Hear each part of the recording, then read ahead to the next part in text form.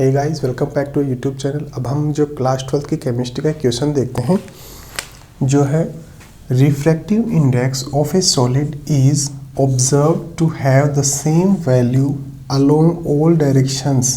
Comment on the nature of this solid without would it show cleavage property. तो देखिए, इसमें बोल रखा है कि एक तो इसमें ध्यान देने वाली बात है, जो रिफ्रैक्टिव इंडेक्स है ये किसी उस सॉलिड है उसके अंदर सेम वैल्यू है, चाहे आप किसी भी डायरेक्शन में चले जाओ। मान लेते हैं जैसे ये कोई सॉलिड है, ठीक है।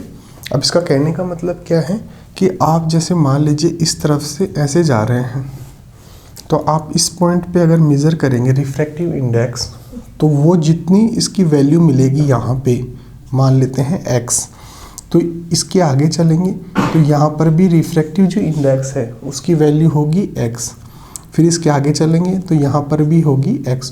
तो इस तरीके से पूरा जो सॉलिड है उसके अंदर एक डायरेक्शन से दूसरी डायरेक्शन के अंदर अगर किसी भी पॉइंट के अंदर हम रिफ्रैक्टिव इंडेक्स कैलकुलेट करेंगे या मेज़र करेंगे तो उसकी जो वैल्यू है वो होगी same value all the directions.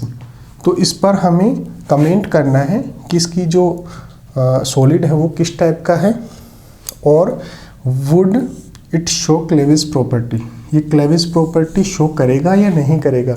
जो यहाँ पे ये सॉलिड दे रखा है जिसमें जो वैल्यू है, जो रिफ्रैक्टिव इंडेक्स की वैल्यू है जो सेम है सभी डायरेक्शन के अंदर, पहले बताना है कि ये कौन सा सॉलिड है और ये जो सॉलिड है ये क्लेविस प्रॉपर्टी को शो करेगा या नहीं करेगा। तो देखिए, जो सॉलिड्स होते हैं ये दो टाइप के होते हैं, एक तो होता है क्रिस्टलिन सॉलिड और दूसरा होता है अमोर्फस सॉलिड। अमोर्फस सॉलिड इसको हम बोल सकते हैं नॉन क्रिस्टलिन सॉलिड। तो देखिए, जो क्रिस्टलिन सॉलिड्स होते हैं इनके अंदर जो पार्टिकल्स होते हैं जिससे कोई भी जो सॉलिड होता है वो बनता है, वो पार्टिकल्स जैसे आयन भी हो सकते हैं, एटम भी हो सकते हैं, मॉलिक्यूल भी हो सकते हैं। तो इनका जो अरेंजमेंट है वो रेगुलर है और सभी डायरेक्शन के अंदर सेम है। जैसे ये है यहाँ पे, तो जैसे ये कोई एटम्स ऐसे अरेंज हैं इस तरीके से, तो ये सेम टाइप के होंगे। लेकिन यहाँ अमोर्फस में क्या होंगे, इर्रेगुलर होंगे, यानी कि इनकी जो अरेंजमेंट है वो रेगुलर नहीं है, सेम नहीं है, अलग अलग हो सकते हैं। मान लीजिए एक लाइन दूसरी है, फिर उससे ऊपर वाली लाइन दूसरी है और उससे ऊपर वाली दूसरी है, तो इसमें जो लेयर्स बनेंगे वो डिफरेंट हो सकते हैं।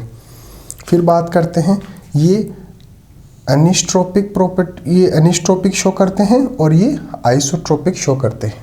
एनिस्ट्रोपिक का मतलब क्या होता है, जैसे कोई भी जैसे सॉलिड है इसके अंदर फिजिकल जो प्रॉपर्टीज़ होती हैं अगर उनको मेज़र करें तो ये एक एक्सिस के अलोंग चलें तो यहाँ पे ये डिफरेंट आएंगी। यहाँ पे हम मेज़र करेंगे तो यहाँ पे x1 आएगी, यहाँ पे x2, इस तरीके से एक एक्सिस के अलोंग चलेंगे तो उनकी जो वैल्यूज़ हैं वो डिफरेंट आएंगे। आइसोट्रोपिक में क्या होता है, पूरा जो सॉलिड है एक एक्सिस के अलोंग चलेंगे तो इसमें जो वैल्यू है, जो फिजिकल प्रॉपर्टी हम मेज़र कर रहे हैं उसकी जो वैल्यू है वो सेम आएगी, इसलिए इनको आइसोट्रोपिक बोलते हैं और इनको एनिस्ट्रोपिक बोलते हैं।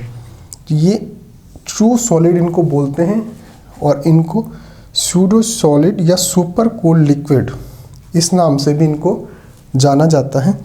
ये क्लेविस प्रॉपर्टी को शो करते हैं और ये क्लेविस प्रॉपर्टी को शो नहीं करते हैं। तो हम इसका एक बेसिक पढ़ रहे थे। अब हम हमारे क्वेश्चन पे आते हैं, उसके अकॉर्डिंग हम उसका आंसर देंगे। तो देखिए, जो रिफ्रैक्टिव इंडेक्स है वो है एक फिजिकल प्रॉपर्टी, ठीक है।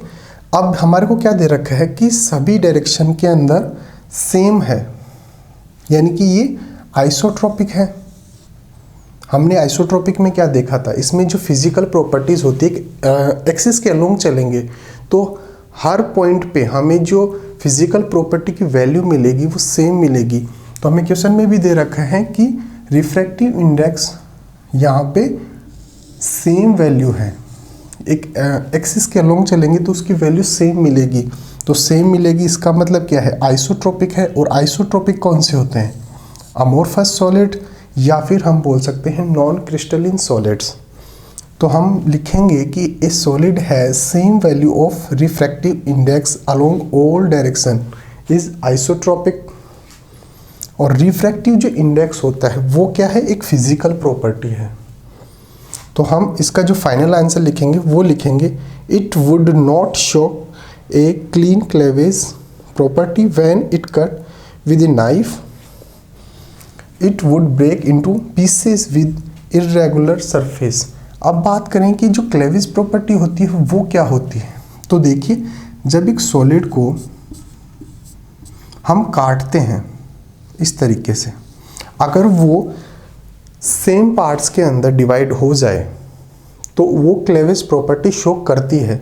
और अगर उसके जो पार्ट्स हैं वो डिफरेंट हों या एक पीसेस के फॉर्म में बिखर जाएं तो क्लेवेज प्रॉपर्टी शो नहीं करते हैं। तो यहाँ पर ये क्लेवेज प्रॉपर्टी शो नहीं करता है। जो एमोस्फर्स जो सॉलिड होते हैं वो या नॉन क्रिस्टलिन सॉलिड्स होते हैं वो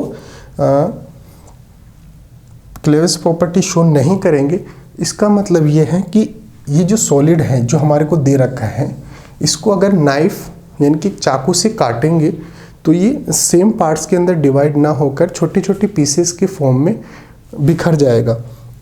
और जो इर्रेगुलर सरफेस होंगे, अगर जैसे क्लेवेज प्रॉपर्टी दिखाएगा तो अगर इसको यहाँ से काटेंगे तो ये कुछ इस प्रकार से सेम दो पीसेस के अंदर डिवाइड हो जाएगा। लेकिन अगर ये क्लेवेज प्रॉपर्टी नहीं दिखा रहा है तो क्या होगा, जैसे एक पीस तो इस तरीके से कट गई और एक इस तरीके से कट गई। इस प्रकार से जो यहाँ पर हम देख रहे थे कि जो रेगुलर जो सरफेस है ये नहीं है, ये इर्रेगुलर सरफेस है, इसलिए ये क्लेवेज प्रॉपर्टी नहीं शो करेगा। और ये किस प्रकार का सॉलिड है, अमोर्फस सॉलिड्स के अंदर काउंट होगा या नॉन क्रिस्टलिन सॉलिड होगा। Okay guys, thank you so much.